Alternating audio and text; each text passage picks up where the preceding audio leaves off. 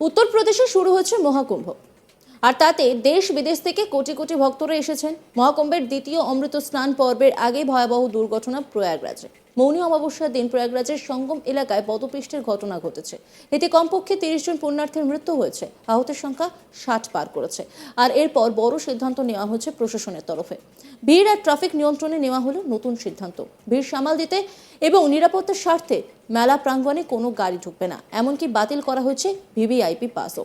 দুর্ঘটনার পর প্রয়াগরাজ, বারাণসী, অযোধ্যা, মির্জাপুর, জৈনপুর, চিত্রকূট, রায়বরেলির শীর্ষস্থানীয় পুলিশ কর্তাদের নিয়ে বৈঠক করেন যোগী আদিত্যনাথ।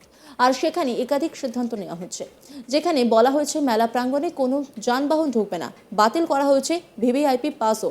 আগামী 4 ফেব্রুয়ারি পর্যন্ত মেলা প্রাঙ্গণে গাড়ি চলাচলের ক্ষেত্রে নিষেধাজ্ঞা জারি করা হয়েছে।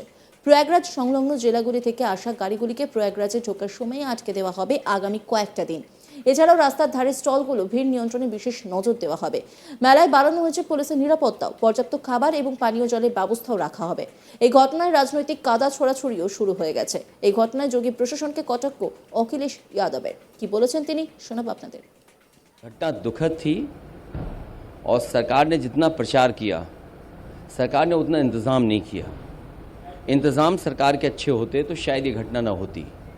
जो बात ये कही जा रही थी कि इतने लोग श्रद्धालु आएंगे, लोग स्नान करेंगे, और कई सरकार के माध्यम से यहाँ तक आया कि ये अधिकारियों के लिए और ख़ासकर जो सुरक्षा में लगे हैं उनके लिए ये मैनेजमेंट की स्टडी भी होगी, और उसके बाद ये घटना होना 25 लाख कम है और मदद करनी चाहिए।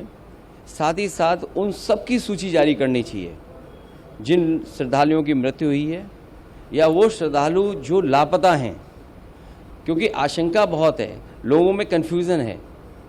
तो वो आशंका तभी दूर होगी जब सरकार पूरी की पूरी सूची जारी कर देगी।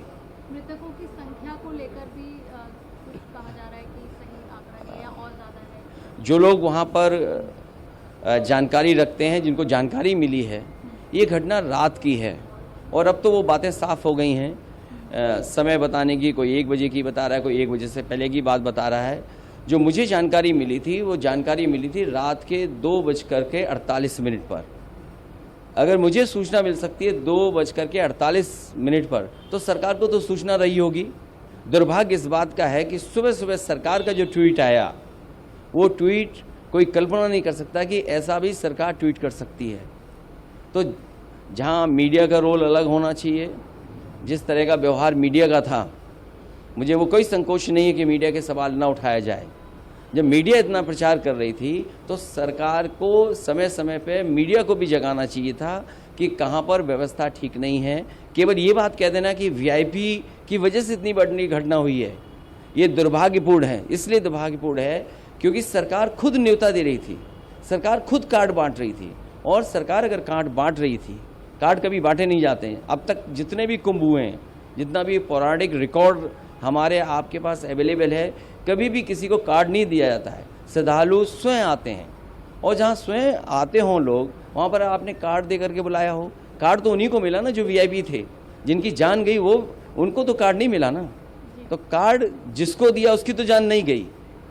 जिनको कार्ड नहीं मिला, जो श्रद्धा से आए, जो धार्मिक भावना के साथ आए, जो केवल किसी सरकार की वजह से नहीं है उस धर्म से जुड़े हैं, उस कुंभ से जुड़ते हैं लोग।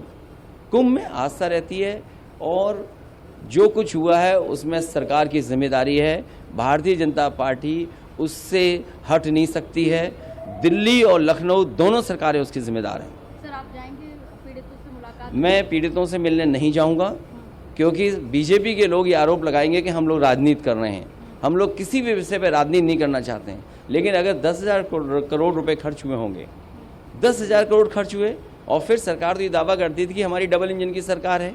मैं जब गया था कुंभ में तो मैंने यही मांग की थी, अगर कहीं व्यवस्था के लिए कमी है पैसे की, तो पैसा भारत सरकार दे। भारत सरकार को भी बताना चाहिए कि कितना सरकार ने सहयोग किया है। हमें उम्मीद है, जिस तरीके से बहुत से लोगों ने दुख प्रकट किया है, अभी राष्ट्रपति जी का भाषण होने जा रहा है, मुझे उम्मीद है कि कुंभ में जिन लोगों की जान गई है उनके प्रति संवेदना उस भाषण में भी आएगी। ঘটনার তদন্তের নির্দেশ দিয়েছে প্রশাসন। ত্রাণ ও উদ্ধার অভিযান চলছে এবং পুরো এলাকায় পুলিশ নজরদারি বাড়াচ্ছে। ভক্তদের ধৈর্য ধরতে এবং প্রশাসনের নির্দেশ মেনে চলার অনুরোধ করা হচ্ছে। ঘটনার পর প্রশাসনের পক্ষ থেকে জনগণকে যেখানে আছেন সেখানে থাকার জন্য অনুরোধ করা হয়, কিন্তু ভিড় ক্রমাগত গঙ্গার দিকে যায়, যার জেরে প্রশাসনও অসহায়। অনেক ঋষি ও সাধক ও ভক্তদের তাদের জায়গায় থাকার এবং এখানে সেখানে না যাওয়ার জন্য আবেদন করেছেন। জনগণকে শান্তি বজায় রাখারও আহ্বান জানানো হয়।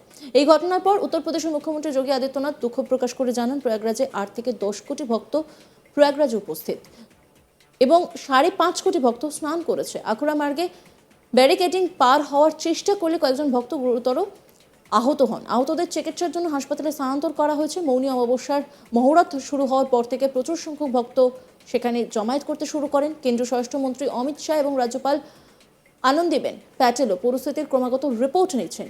এখানে প্রশাসনিক আধিকারিকরাও উপস্থিত ছিলেন দীর্ঘ সময় ধরে। যোগী আদিত্যনাথ তিনি কি বলেছিলেন শোনাব আপনাদের। प्रयागराज महाकुंभ में श्रद्धालुजनों की भारी भीड़ है। लगभग 8 से 10 करोड़ श्रद्धालु इस समय प्रयागराज के अंदर मौजूद है। कल भी 5.5 करोड़ श्रद्धालुजनों ने महाकुंभ का स्नान किया था।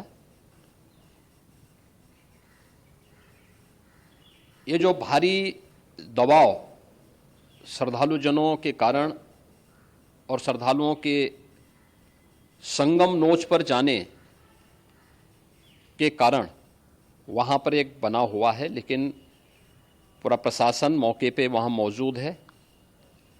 रात्रि को 1 से 2 बजे के बीच में अखाड़ा मार्ग पर, जहाँ पे अखाड़ों के अमृत स्नान के दृश्य से बैरिकेड्स भी किए गए थे, तो बैरिकेड्स को फांद करके आने में कुछ श्रद्धालु गंभीर रूप से घायल हुए हैं।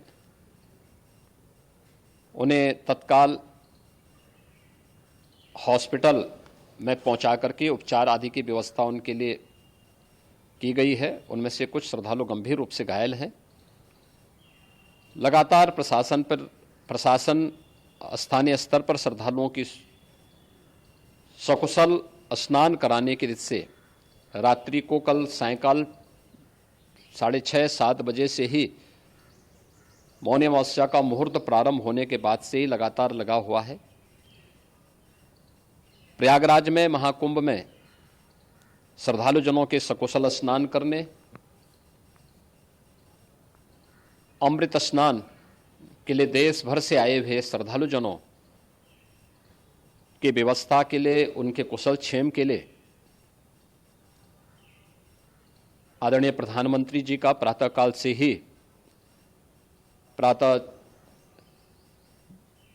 से ही उनके लगभग 4 बार प्रधानमंत्री जी ने हालचाल लिया है। অন্যান্য খবরের আপডেটের জন্য অবশ্যই নজর রাখুন আজ তাক বাংলার ইউটিউব স্ট্রিমিংয়ে। লাইক, কমেন্ট, শেয়ার এবং সাবস্ক্রাইব করতে ভুলবেন না।